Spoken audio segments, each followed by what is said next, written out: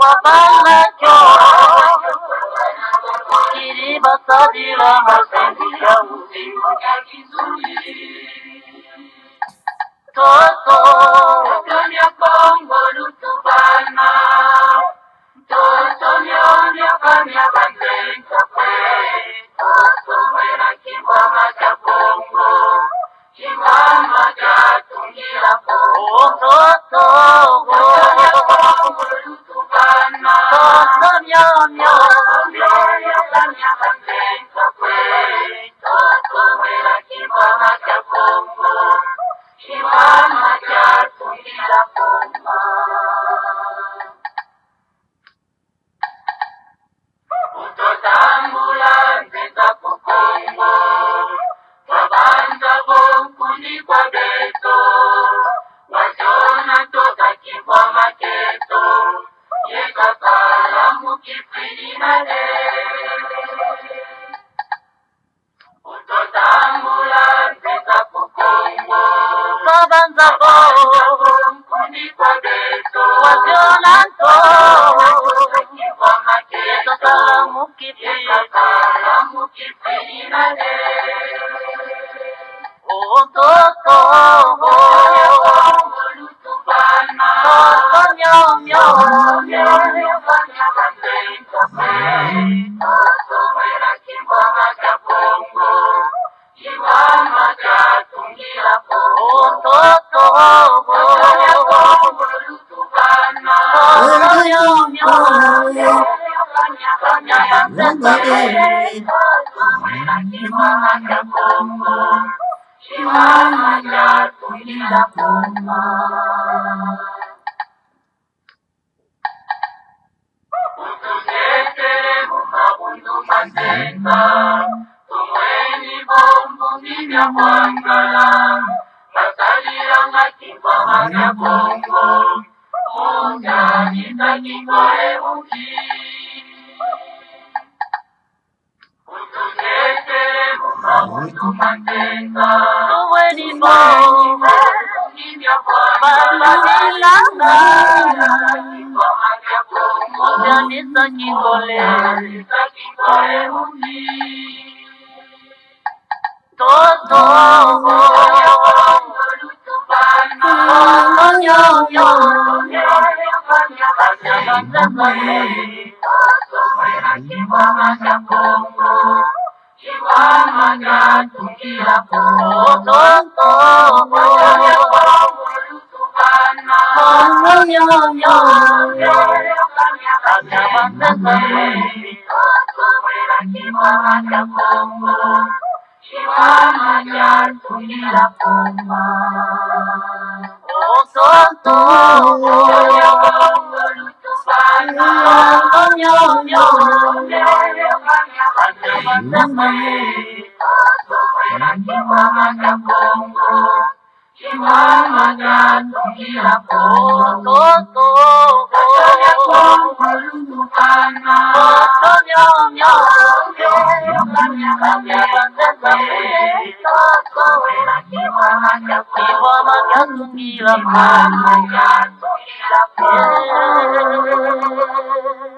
Et voilà, Bama Batata Bandeko Balandia Congo Bololo, Tala Biso Wana Toyel Solo, en tout cas, na après-midi, alors, Nasima Yako Yoka méditation, Nasima Yako méditer, Bama Batata Bandeko, parce que na Katina Bundu ya Congo, O Ezali Solo Penda Lingomba, Monene, et Bama Batata Bandeko ya Kwatulendo, donc, to Salaka Kuna la méditation. To priya kate. Nous on prie pas prière, des petites choses, non pas ba memela biso. Biso to salaka la méditation. Ozo yo kande ko za kolanda biso. Na kati na bundu ya Congo, il y a la méditation. Na lingala tolobi ko sambila, ko belela, ko sala mbela. C'est-à-dire que ozo sala mbela. C'est pas ba koko na yo? Epai ya Nzambe ya Punctulendo. Mbela, kosala mbela, kosambela. Non, voilà, oh, je prie. Et puis, ce qu'on m'a dit, on peut pas a prier. oh tata nzambe lokola opesinga biloko oyo okanisa mpe bandeko basusu bazangi okopesa bango bazwa mpe mwa bilei donc nzambe mosala na ye kokabolaka bato biloko ya kolia. Voilà, de prier ya batintin, ya batintin. Soki tolobi na bino bongo nakosabone na chaîne ya moto wana te mpo alingi koloba vérité trop lokola nasabonaki na se désabonné nalinga kolanda moto wana te, moto wana apesaka nga kanda moye te nalali lelo pongi te likolo ya mutu wana ya Congo bololo alalisaka nga pongi te moto soki alandi ye nalalaka pongi te. Me tuna yo olalaka pongi te mpo na nini? Azokisaka ona mbeli nini? Te makambo alobaka nini? Vérité bosembo. Mais yo évitez que toutes les vérités ne sont pas bonnes à dire. Baloba na biso na bakolon ndengo wana. Oh, toutes vérités ne sont pas bonnes à dire. C'est-à-dire, il faut mentir. Mentir. Nandaka wa pasteur Binzambi Zambi. Comme ça, vous voyez, kokosa katango nyonso.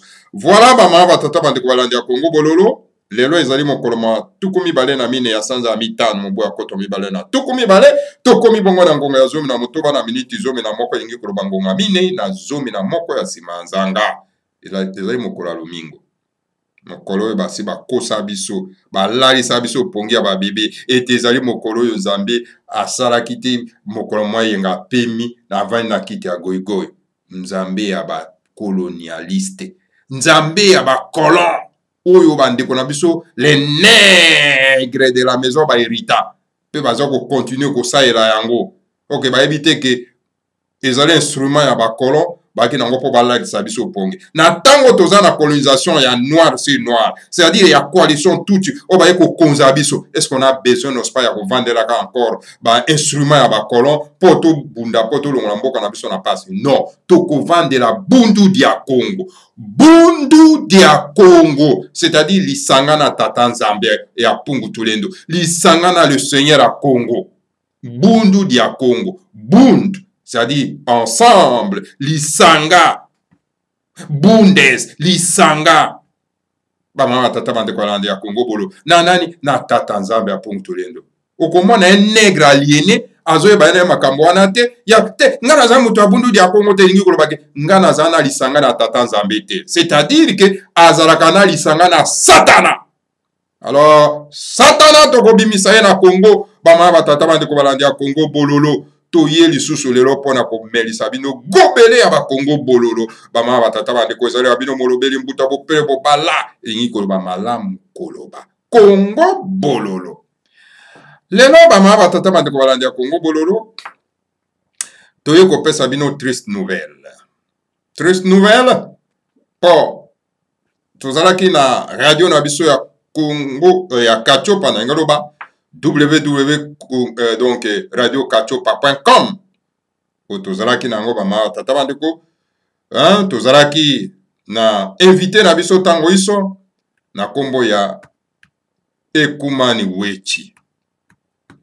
Ekumani Wechi azalaki un grand consultant non pas na kati na Congo bololo na tango na azalaki na kati na bundu ya Congo na lisanga ya tata Nzambe ya pungu tulendo. Ekumani Wechi azalaki solo pena tuka na kati na radio Lobiko et pas en tout cas tozalaki ko animer kuna na mbuta mayenge masele na mbuta na bilu kombo biswaki. Alors donc Ekumani Wechi azalaki moko wa biso ya ba consultant tant que toza ko animer na radio Lobiko pe toza ko animer na radio Kachopa bama tata bandeko Ekumani Wechi. Ekumani Wechi azali moko oyo atambwisaki solo pena zikwa ya bundu dia Congo kuna na kati na mboka na Belgique bandeko na biso na Belgique bayibi ye bama batata bandeko bana lisanga automatique bayibi. Alors voilà, Ekumani Wechi abandaki kosala mosala moko kitoko na kati na Belgique bama batata bandeko lokola pe noir atondaka te ye wana zwinzela alobi ake kosala kote ya Monsieur Chilombo. Monsieur Chilombo oyo bango bazo kokanisaki azali président de la République. Ok, aza tout simplement mwana mosala Hippolyte Kanambe bama batata bandeko ou andimi deal, c'est-à-dire les accords secrets na mopaya po ete apesa kaka tapis rouge atambola akoma na touriste lokola pe lelo bakangi ba frontière na mokili mobimba moya continuer tourisme na ezali te alors akangami na kati ya Kinshasa.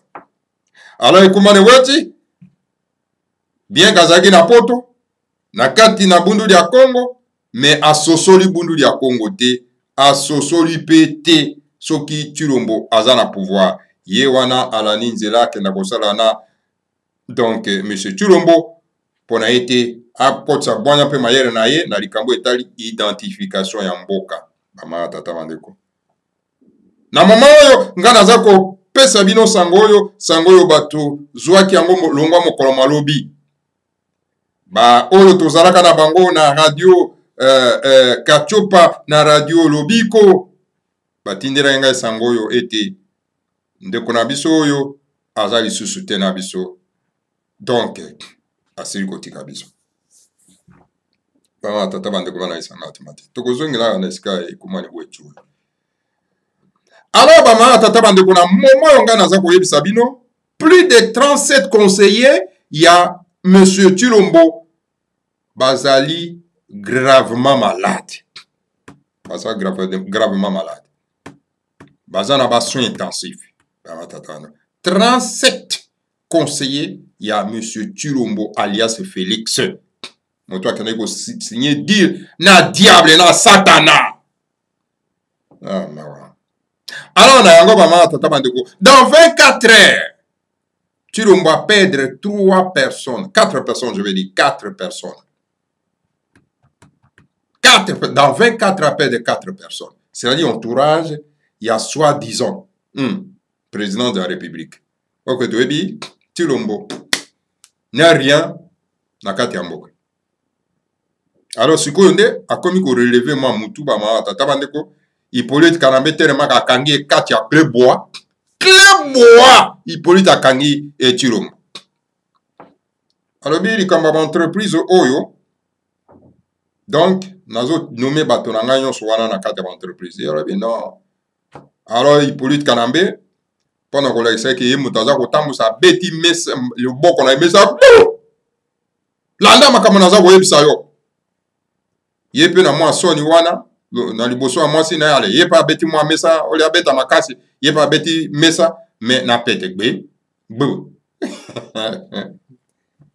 ah mais ba Hippolyte Kanambe se sont découragés ba ma tata ba eza na bato musu na kata mokilo na natiro baza ba courageux hein aye penda un clandestin aye na mboka bato sans papier ya mboka wana lokota mboka wana lobaka te aza ata na etini moko ya mboka wana te mais 3 ans après akomi na président de la République pe akomi ko s'imposer mopaya et puis aza ko s'imposer devant mokolo mboka Tshilombo alias Félix c'est mokolo mboka mwana mboka mais tala ye mopaya aza ko s'imposer pa ya mwana mboka pona ni tout simplement parce que Tshilombo acceptaki ba accord secret na ye afandisaki ye hein nase na mabele donc Hippolyte Kanambe akamata vandeli ye alors donc asilisi ye donc bo moto nyonso bo somi nyonso ba ma tata bando yango komona koya ko imposer makambo abeti loboko na mesa bon ya pe Tshilombo olie amekape quand même hein na bité bien poids eleki trop amekape ko ba mais finalement mboka ngo pesa ngai yo za mopaya ye pa kamata quand même abeta loboko double mais yazo beta malem do ngape na beti gbe voilà ba ma tata bande ko mara isangati materi moko pesa pasi pe na koseka ba ma tata bande ko landi ya Congo bololo donc voilà kuna et pas na bango eza moi mikakatano ezali kuna entre Hippolyte Kanambe na Tshilombo amoni que non mais oyo clé bois eleki amoni que non en tout cas bato basiseli ye bato na ye entourage na ye nyonso tout mais Tshilombo aza ko se rendre compte te que malem bazo kata bitape pa sikoyo ekokoma sikoyo tour na ye c'est-à-dire na misisa bakokoma sikoyo na tronc misisa po ba déboulonner mais est-ce que azo prendre des précautions ah baguli bazo continuer à koyemba jalelo bamongo baloka bango. Bandeko na biso baluba. Pour se débarrasser na bamongo, baza comme ça. Pour se débarrasser na bango, jalelo azoe guli azoe mbakaka jalelo. Yena naya kaka jalelo. Pona kolukani ba pesa poste. Poste yango pa azozwa te. Comment ba tribu mususu ba bwaka penza donc bo moto na bango ba ma batata bandeko. Jalelo kaka. Na makambo eza mabe me azoyemba kaka jalelo. Tango tozokokota na état fédéral, Équateur étant un état fédéré na kati ya fédération ya lisanga antimati, eza na ba tribu mususu esengeli bakende na purification. Bama batata bandeko balandi ya Congo bolo. Bakende na purification po ba antivaleur eza na kati na bango ekoka kosila. Oto bamongo. Alors bama batata bandeko balandi ya Congo bololo, tolobaki likambo ekumani weti. Il est parti, il nous a précédé. Bama batata bandeko balandi ya Congo bolo. Mais kasi kobo sanate bama batata bandeko. Na mobeko ya tata Nzambe lobi que tu par l'épée doit nécessairement périr par l'épée. Balobi na biso balobi attention ko lancer ba moya mabe na injuste. Et la carte ya Congo, nous avons un seul juste. Et ce seul juste s'appelle Nemwandansemi.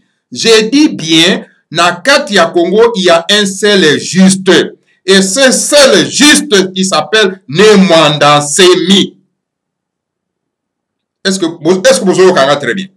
Funga mato na bino boyoka. Na mbona ba mususu bakomo mirimire. Ba kizengi mususu ba mirimire déjà. Ba kizengi mususu ba mirimire. Makamoni moto azolo. Et je vous dis la vérité. Mon konje ba yuda roba qui vous connaîtrez la vérité vous enfranchira. Bokoye ba bosembo kokango la bino. Je dis ceci et je répète. Attention d'utiliser le mot déplacé à injuste. Et na kati ya Congo, nous avons un seul juste, il s'appelle Nemwandansemi. Il est le seul juste. Je dis ça, je le répète, et je pèse bien mes mots, et je connais pourquoi je dis ça. Et je le prononce ça devant mes ancêtres et devant Dieu le Créateur. Que nous avons au Congo un seul juste, et ce juste s'appelle Nemwandansemi. Et attention, il y a qu'on lance un mauvais mot na injuste, na un innocent. Qu'est-ce que je vais dire par là, mes chers frères et sœurs, souvenez-vous, il avait lancé des mauvais mots à l'égard du grand maître Nemwandansemi, tout en disant que bon voilà, donc esengeli na bango bakoka kozonga na bosimo Congo, c'est-à-dire que bakufa. Donc azo ko s'adresser na le grand maître Nemwandansemi. Faites attention, mes chers frères, qu'on utilise le langage non à n'importe qui. Faites attention. Et l'ignorance na yo et ko détruire yo moko. Oko sala nango l'autodestruction. Faites attention, mes chers frères. Je vous mets en garde. Sarakeba. Koyeba ko contrôler les mots. Koyeba ko contrôler maloba. Oza mokolo, tata na bana, yeba ko contrôler maloba.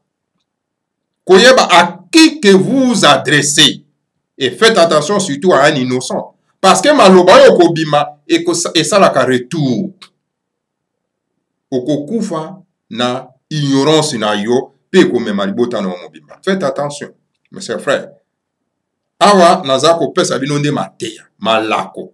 Oya kolinga koyoka malako ayoka. Maloba ya mabe ozoko bois que n'est pas ya un innocent. Quelqu'un qui se bat pour vous à cause de votre ignorance. Yangono tindi maloba mabe sali retour et memio. Yango saka retour yo kansate ko saka retour immédiat. Mais et ça la retourne toujours à un moment donné tango ngonga nango ekoki ezongeli esali retour retour nango kozonga na Simokongo c'est-à-dire que na mboka ya bandeko na biso baprécéda biso esika biso banso mpe touti. Voilà bamama batata bandeko balandi ya Congo bololo. Voilà triste mémoire oyo tokoki kokanisa na yango consultant na biso solo mpena en tout cas ekumani weti na mauvaise parole oyo alansaki yango epai ya regrand maître Nemanda Nsemi ntumwa na Nzambe. Voilà bamama batata bandeko oyo tokoki kopesa bino na bandeko na biso oyo bazali nano informé te solo mpena na kozonga na nzela ya mokili ya molimo ya ndeko na biso ekumani weti oyo akendaki kosala solo mpena en tout cas na Chilombo. Alors bamama batata bandeko balandi ya Congo bololo, situation na Congo ezali trop grave. Awa nalingi na répondre bamama batata bandeko balandi ya Congo bololo na certains députés ya Congo dia kati bamama batata bandeko. Toye na éveil patriotique. Nalandaki intervention ya moto babengi Mantezolo. Na mona bandeko batindeli ngai, c'était apprécié son courage de le dire. Apprécié, bamususu apprécié. Mais etude que bamama batata bandeko, il faut to sala kanano étude ya maloba ya moto. Étude ya maloba ya moto. Parce que le grand maître Nemanda Nsemi m'a toujours dit que Matezolo c'est un traître. Il a toujours dit ça. Mais ceux qui ont des belles paroles à l'égard de Moto Babengi Matezolo, soit disons les députés, moi je sais que Matezolo n'a pas été élu, il a été nommé par Massanaye Otobengi Sorop, en tout cas, Kalunda Motov, le chef du groupe terroriste d'Al-Qaïda, Yaner, Kalunda Motov, alias Kalev. Donc, Mokonzi yaba groupe terroriste, ya Daesh, nakati ya Congo na komba Aner. Ye mutanoma ki. Personne ne pouvait voter Matezolo nakati ya Congo ya kati. Attention ya Matezolo, ya bonne parole na ezali nini bama tatabando. Ngana ke na kote na kati ya motema Matezolo na étudier ye natali de bonnes paroles na ezali, c'est-à-dire que pona ko embarquer bandeko na biso na ba émotion wana ba ma tatabando. Objectif nezani. Son combat ezali ni. Ko mener combat pona destitution ya Matu Bwana. Voilà. Pona ko incriminer Matu Bwana wazali gouverneur ya Congo de Akati. Yango moni il fallait kanano ko latanano elamba ya ko défendre Bundu dia Mayala, ko défendre Bundu dia Congo. Ok, dans son intention intérieure, l'objectif à viser, c'est Matu Bwana. Mokonzi ya province ya Congo central. Voilà l'objectif. Nana yabite que Matezolo, c'est l'ami intime. Ya mopaya otobengi Hippolyte Kanambe mwana tuti Rwandais, le faux Kabila. Le faux Kabila. L'assassin de Laurent Désiré Kabila. C'est Hippolyte Kanambe. C'est l'ami intime. Yanani. Ya Monsieur Matezolo. Le déshonorable Matezolo. Alors, Bama Tatabandou. Première prison où le grand maître Nemanda Nsemi Masalaki, Namakala, c'est Matezolo, le déshonorable Matezolo, Mutazaraki, Soropena en tout cas à la base. Mbongo ya le grand maître Nemanda Nsemi détourné nos panakat na palais, yaba déshonorable, Mutazaraki na kate zali Matezolo. Détournement. Ponaye, Donc, le grand maître de Mandasemi ne te plus. Alors, donc, bon, on est singlé pour récupérer en Obama, Tata Bandegwana, Congo Bolo. Alors, donc, ce qui va mener à l'intervention, c'est tout simplement l'objectif visé, Zali, pour que embarquer, bataillon surtout dans le Congo central, pour la destitution, il y a Matou Matoubana, où il y a le gouverneur, il y a Congo, il y a Kati, Bamara, Tata Bandegwana, Congo Bolo. Comment yokoki kozala ami na mopaya Hippolyte Kanambe mwana tuti rwandais mopaya le faux Kabila oyo aza koluka mutu ya ndeko na yo ne mwanda nsemi. Regardez-moi cette contradiction bama batata bandeko bana lisanga tumata. Voilà, l'assassin de votre frère est devenu votre ami.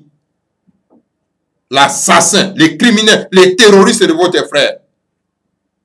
Pas que terroriser frère et votre ami. Nde na ba belle parole oyo koloba na kati ya misikle na bino ya Congo de Akati pona ko embarquer bandeko na biso na de belles paroles nde ba bosana intention no intérieure ou ozali koluka ma tata bandeko non. Ozali dévoiler. Monsieur Matezolo, les déshonorables, aux alliés dévoilés na kati na Congo Bololo. Vous avez dévoilé. Ce que vous alliés, Nanguya, yaka na Congo Bololo, na melso goubele à Congo Bololo, na ebi kokoya na yopete, po okoko kate, pas ma tata bande voilà na Congo Bololo. Voilà, des choses comme ça. Alors, il s'engage bande konabiso, ba mika kufungulaka miso matoi bakwa koyeba ma tata bande. Mais tout que ba ma tata bande ko balanda Congo Bolo. Pouvoir et pesami na bino peuple. Depuis le grand maître de Mandasemi est interné na kati na CNPP parce que kuna na CNPP azalo kola un prisonnier. Il y a soi-disant des politiciens, ou que ce sont des politiques ailleurs. Aucun responsable. Il y a pas église, il y a pas mangomba na loba. Pas de les églises, d'ailleurs, ce sont des églises étrangères. Il y a pas mangomba na Congo de Akati, ba responsable ya mangomba ya Congo ya Akati. Mon côté a télémi pour dénoncer donc l'arrestation par bapaya oyo à l'égard également de Mandasemi. Ok, na Congo de Akati. Na yo kila no ata mon côté. Ata mon côté. Où est votre solidarité? Et pourtant le grand maître de Mandasemi, tout mon ensemble, aza ko se battre pour que les conditions de vie y a bande konabiso ya Congo de Akati et s'améliorer. Premièrement, et les conditions y a ban la race bantou tout entière et kokapé ko s'améliorer. Pas moi tata bande. Mais ba responsable ya ba mangomba kuna na kati na Congo na kati batika li silencieux. On sait combat les grands maîtres de Mandasemi mènent pour le bien-être de la population. Il y a Congo de Akati, bazwa misala, bazwa na ba entreprise, et bango surtout bazali ba membre ya bundu de Congo te, bazali ba membre ya ba secte wana ezali na kati na Congo de Akati. Et tango bango bakozwa misala bazwi mbongo, bakokende otia mabonza na kati na bundu de Congo te, bakotia mabonza na kati na ba secte o bango bazali kuna na Congo central na Congo de Akati. Donc c'est un combat légitime. Oyo le grand maître de Mandasemi aza quand même pour sauver son peuple ou azali en détresse. Pendant que vous autres ya ba mangomba mususu wana bozana courage wana te ya kolobela yango. Mais au moins quand même bozali na moko abino azali kolobela donc esengeli bo pesa ye appui, bo pesa ye soutien. Mais au contraire, bino nde bozako trahir ye lisusu ba ma batata bande walandi ya Congo. Vous êtes comment vous les responsables ya mangomba na kati na Congo Diakati. Vous êtes comment? Vous n'êtes pas maudit? Vous êtes maudit. Vous faites toujours la répétition de la même histoire.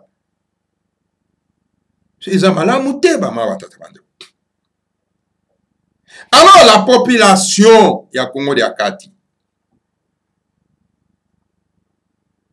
il faut pas bola la pongi parce que ba responsable ya Mangomba ya Congo de Akati bazo la lisabino pongi. Alors réveillez-vous parce que bazali ba porte malheur na bino. Vous avez qu'un seul leader. Oyo azako défendre ba intérêt na bino, oyo azako défendre porte bozala na vie ya malamu, ce n'est Manda Semi, il n'y a pas une autre personne. Alors donc, depuis que le grand maître de Manda Semi est arrêté, parce que ezali arrestation, oyo kuna sika azali na CNPP, c'est une arrestation. Pour les bazos bimsaïte, traitement yon sope sili. Hein? Ba test yon sope sili. Pourquoi bazo bongsanda kona ete, ba bimsaïte yon makuna nanda kona. Donc, azali en détention dans CNPP. Mais sécurité bon vendre calme, c'est comme si mboka ngwe za binote.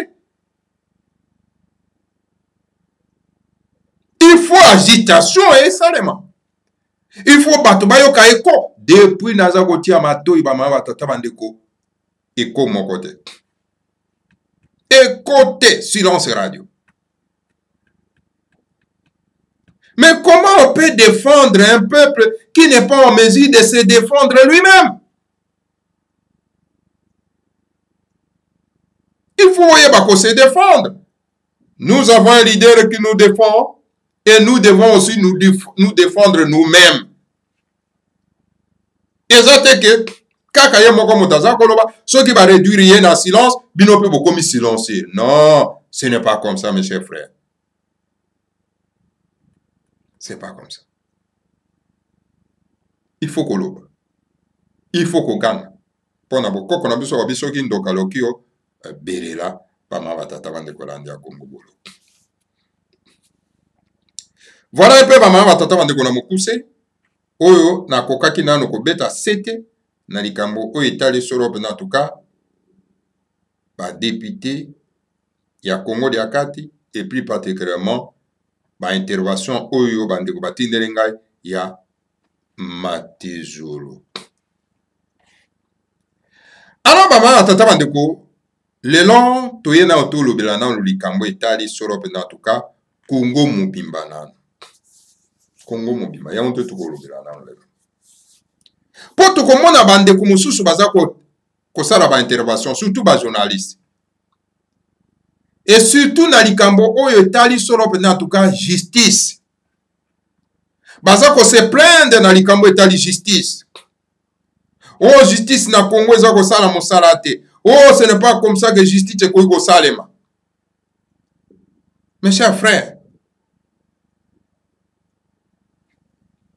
dans un pays occupé, est-ce que vraiment na évité ceux qui va congolais, ceux qui la race bantou, lisanga antimati, et éviter que Congo ezali na occupation. Pona nini bino boza kolongola elema oyo.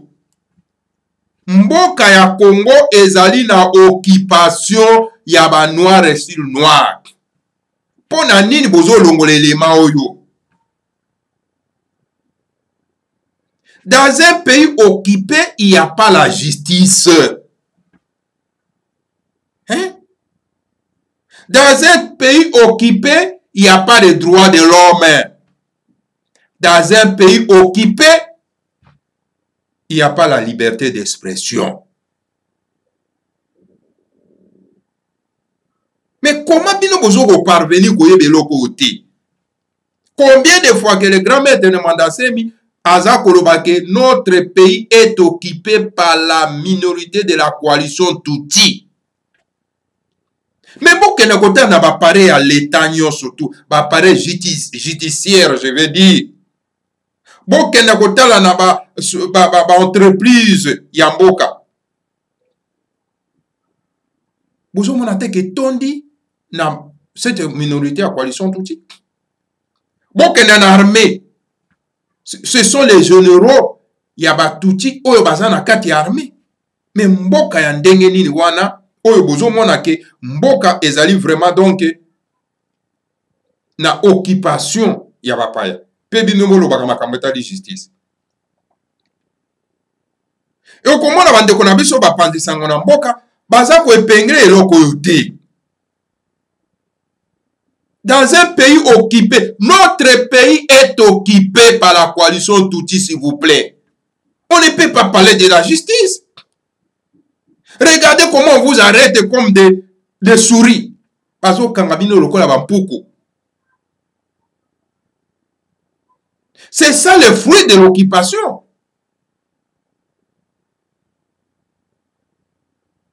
Bato baza ko occupé bino bazo yokolo bino kaka bozo kene su ko lele pa na bango.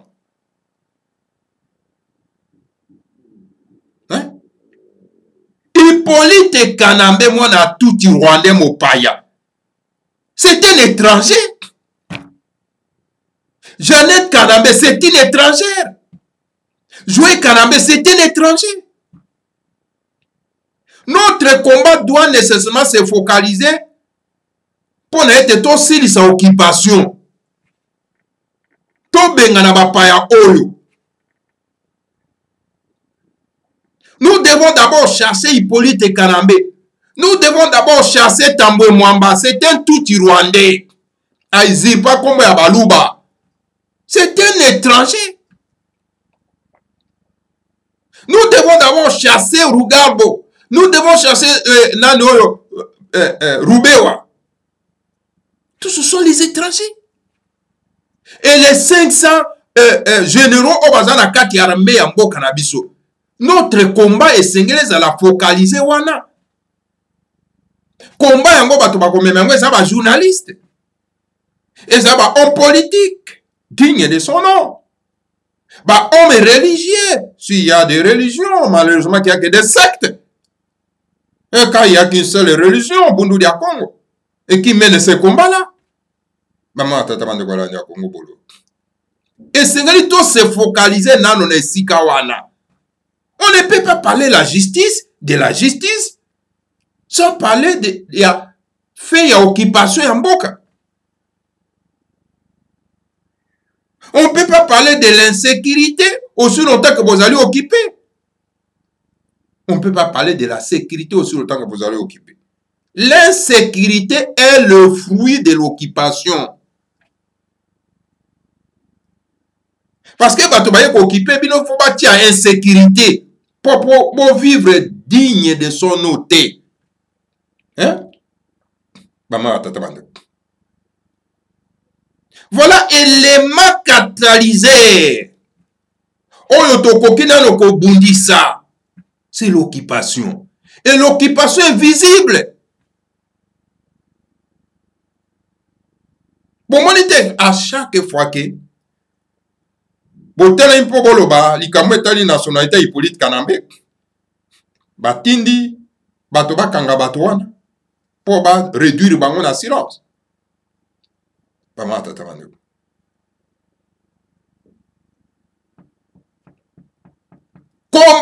d'abord l'occupation. Tout le bela likambo etali droit de l'homme était, tout le bela likambo etali justice était, tout le bela likambo etali solo en tout cas insécurité té. Il faut tout combattre. Tous missions sont tous en langage moko. Et notre seul langage est la fin de l'occupation Yamboka. Comment Motoloko Rubewa va nommer ministre il y a décentralisation. Et tout le monde sait très bien que Rubewa c'est un étranger. Comment vous avez la ministre à décentralisation Yamboko ezali a été, mes chers frères. Vous avez que vous allez vraiment envoûter. Et tant que les grands maîtres de mon ancien mitou mananzamba ko telema pona ko dénoncer biloko wana au lieu que baimbo kaba simbaye to simbaye ensemble pour to mener guerre ya libération ya mboka, au contraire bangonde bazali na ngambo ya ba occupant. Bakomi na bangonde ko condamner les grands maîtres de Mwandasem. C'est parce que vous aimez vivre avec cette occupation. Comment on a faux journaliste pour incriminer les grands maîtres de Mwandasem. O azako bomisa bato. O abomisi bato asimi mindoki nini o abomisi bato. Mindoki nini oyo les grands maîtres de Mwandasem asimbaka o abomisa yango bato.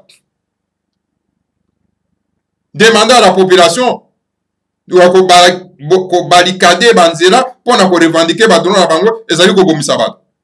Est-ce que Tshisekedi, Etienne Tshisekedi n'a pas fait la même chose? Moto babengi Mosengo, il n'a pas fait la même chose? Bake ko boma bato na ba biyamba na bango te ba paya wana akomba catholique, ba kedeki ko boma bato na biyamba na bango te. Mes chers frères, vous avez que de mauvaises langues. Parce que la haine nabino est atteindre un niveau très criminel. Et ce n'est pas parce que vous ne bino kaka langage et violence. Hein? Pas bon bato na biyambate. Tango Mosengo abengi bato ba protester. Poni bolobi Mosengo abomisi bato te. Et quand le grand maître de Mwandasem lui fait la même chose pour demander aux siens, il y a tellement pour revendiquer droit na bango, binobi abomisi bat. La méthode employée, nazali ko partager la méthode employée te abomisi bat. Voilà mi tema na bino ma pe ba ma batata bande ko balandi ya Congo bolo. Et les journalistes corrompus qui sont acquis, n'osent pas, na occupation, wana ba ma batata bande ko baza ko utiliser ces langages-là. Pour na ko laisa bande ko na biso pongi. Pour na ko dérouter bande ko na biso. Balanda voix ya libération te oyo le grand maître de Mwandasem maza ko incarner. Alors, pour qu'on diabolise encore davantage le grand maître de Mwandasem, il est taxe, n'est-ce pas? Oh, Azali un tribaliste, c'est un tribaliste. Parce qu'ils ne connaissent même pas ce qu'on appelle le tribalisme. Qui vous dit que le tribalisme est zéro comme abbé? Qui vous dit ça? Un vrai tribaliste, un vrai tribaliste comme moi, Bopere Bobala, moi Nangombe. Je n'ai pas la haine envers d'autres tribus. Un vrai tribaliste. Car la tribu est allée l'œuvre à le Seigneur à Congo. Tant en Zambie à Puntelendo Motakera qui va tribu. Ce que yo ya kolobananga que abat des tribus, mais tu n'es pas fou. Toi, tu n'es pas malade, toi. Bongo eza kosala te, non? Eloko tatanzamba pungo tulendo akeli, le Seigneur a Congo akeli, yolo ba toi abattre yango.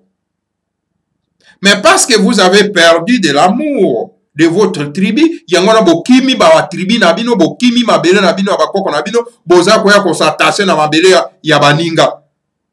Boyiba ka mabele ya baninga. C'est du vol armé. C'est du vol. Hein? Alors, si ko bakolo mabele, ba défendre mabele na bango, ba telema pour va défendre mabele na bango. Oh, vous criez, oh, tribalisme. C'est leur terre. Ils doivent défendre la terre ancestrale na bango. Et je demande à mes frères, debout, défendez votre terre. Car Dieu a donné à chaque peuple, à chacune des tribus, une seule terre. Léguée par les ancêtres. Perdre cette terre, cela veut dire que c'est un droit légitime à défendre ma bien. Et chacun de nous doit faire la même chose. Non, eza malamu te. Lolenge wana ya kokanisa ezali bien te, mes chers frères et sœurs. Eza malamu te. Il faut toyeba ko défendre ma belé ya bakoko. Okoki kozala un nationaliste te sans kozala un tribaliste. C'est-à-dire que moto oyo alingi tribinaye. Parce qu'on donne que ce qu'on a. Bolingo wana oza na tribuna yo, yango ndo kopesa yango sikoyo mabota mosusu. Yango na soko ozala un tribaliste ndenge ozala nationaliste. Oko ozala un nationaliste te, sans ozala un tribaliste. D'abord na mboka na mabele ya bakoko na olingi yango te, na terre ancestrale ya bakoko na olingi yango te, yo olingi kaka Congo mobimba. Mais quelle utopie, bama batata bande kwa landiako. Ezali utopie. Voilà les gens qui ne rejoignent moins bama batata bande kwa landiako Congo. Non, mes chers frères, avant to lobela makambo etali justice, il faut to lobela na occupation ya mboka. Mboka ezali occupé et sengi to bundisa na occupation. Soki to sili siko bundisa occupation esili nde to tie makambo nyonso tu na nzela tokoya koloba makambo etali justice bama batata bande. Et mosala wana ya koyebisa bandeko na biso ke mboka na biso ezali occupé esengeli to bunda po tolongola mboka na biso na occupation ezali ba journaliste ya ba panzi sango.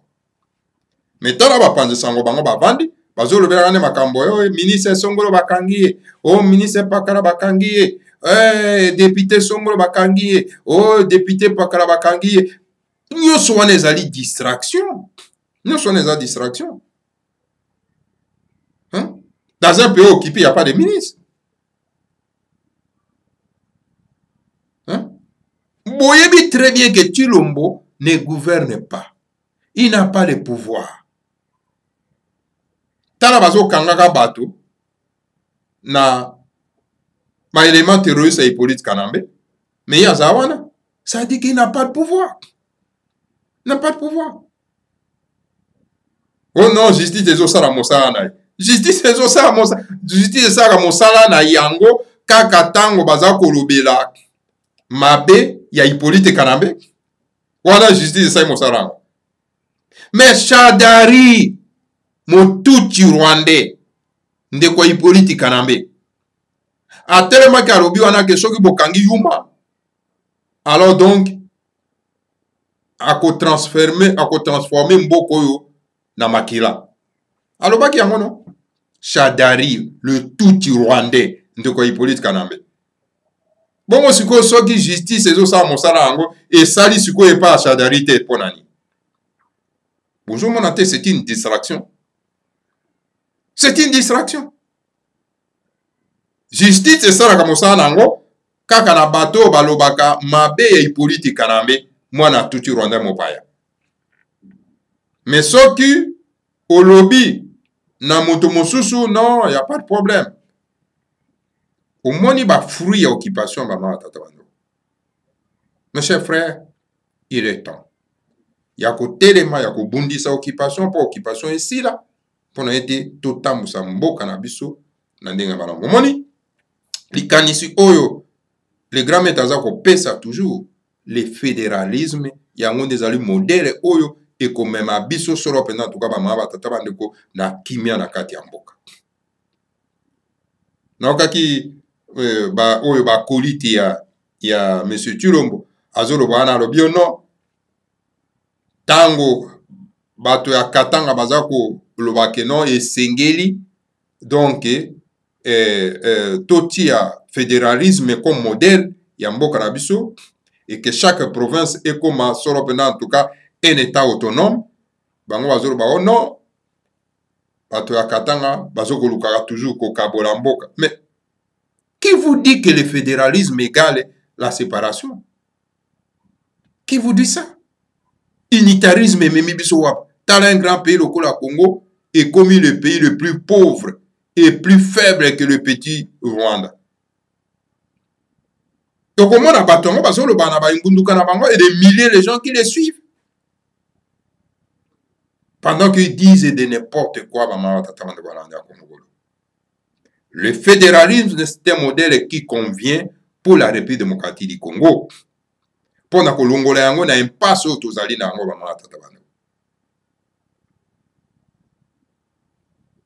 Parce qu'avec les hommes politiques médiocres, au bazar à Katia Congo, toko aboutir ne loko mon côté, toko tourner toujours en rond. Avec le comportement, il y a Baswahili, il y a Katanga, il y a Kivu.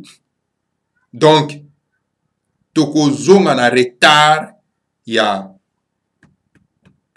ce qui est au 12e siècle.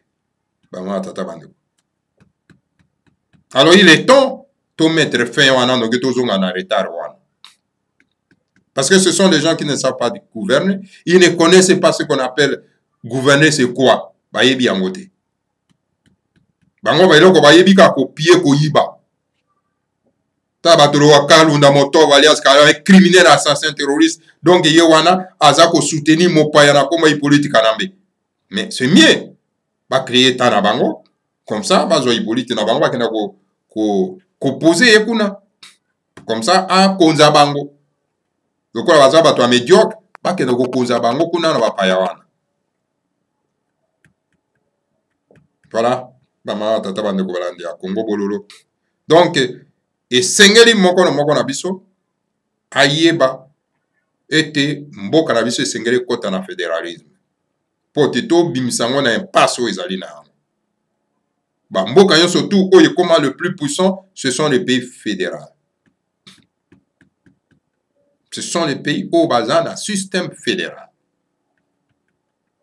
Voilà l'échec et unitarisme. Échec total. Donc, il faut continuer à répéter dans le même échec. Il faut qu'on change. Qu'on aura toujours un esprit prêt à porter. Donc, suivez, malako ya le grand maître de Mandasemi, yango zalinde le pico pour n'amboka na biso. Malheur kaka na bato ba comprendre toujours en retard. Malheur à tous ceux qui comprennent toujours en retard. Voilà, pama tata bande kolanda Congo bololo. Information na yeko pesa bino pe éveil patriotique, pama tata bande ko na poko na lo pama tata bande kolanda Congo bololo. Donc na ko rappeler bino ete et kumani wetu azala ki soro en tout cas collaborateur pe invité na biso consultant na biso na kat na radio Kachopa asira ikotika biso. Donc akene ko sa na Chilombo. Alors voilà, ayeba kite que Chilombo azana pouvoir mon côté bake tout simplement ko s'exposer et tala bangwana bakomi koko ya lokola banjiji moko na moko ba ma tata bande ko balandi ya Congo bololo. Donc voilà, totiki bino awa ma tata bande ko tukuta na bino mbala mosusu o soki to 8 ans tokoya toujours en tout cas ko pesa bino solo en tout cas mai oyo toko lenge na pona bino tata bande ko balandi ya Congo bololo. Matondo mingi na bino banso oyo bolandi biso. Que le Seigneur à Congo vous bénisse tous, bénisse le monde en semi et bénisse la République fédérale du Congo. Ingeta.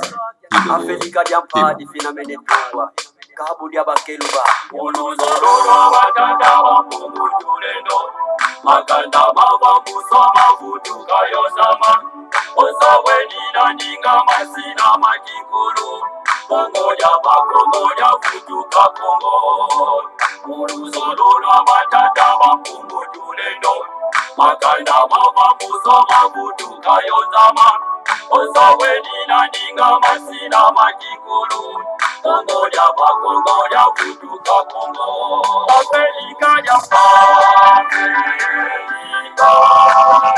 Afrika ya pani na tumbo Afrika ya pani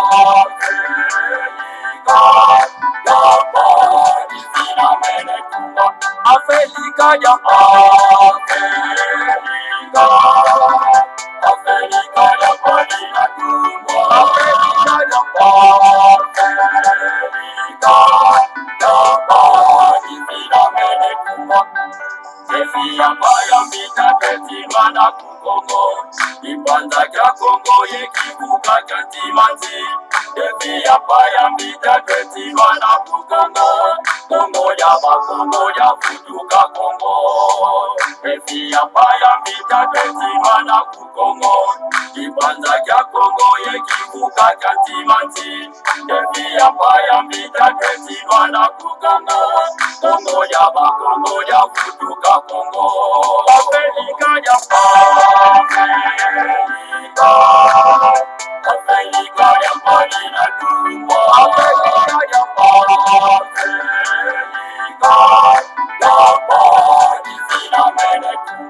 Afrika ya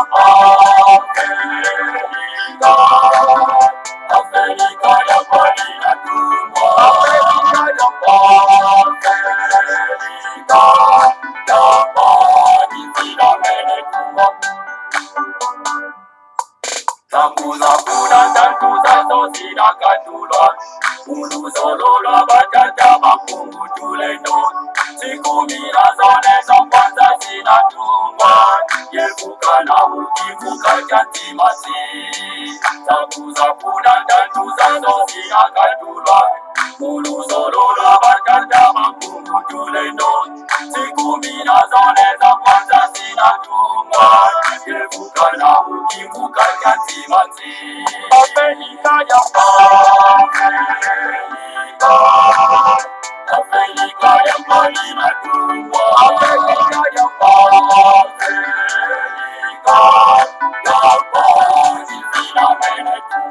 Afrika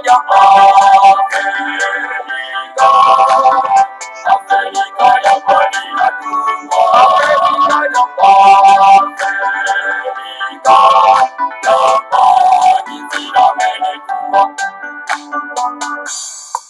Siku minazoleza kwanza zinatungwa Kongo kwimaka ngubengela kuvanguza mi Oyo makatanga kivuku bangi chwapa Kasaimu kivuka chantimanti Siku minazoleza kwanza zinatungwa Kongo kwimaka ngubengela kuvanguza mi Oyo makatanga kivuku bangi chwapa Kasaimu kivuka chantimanti Afrika ya Afrika ya mbali na tumbo, Afrika ya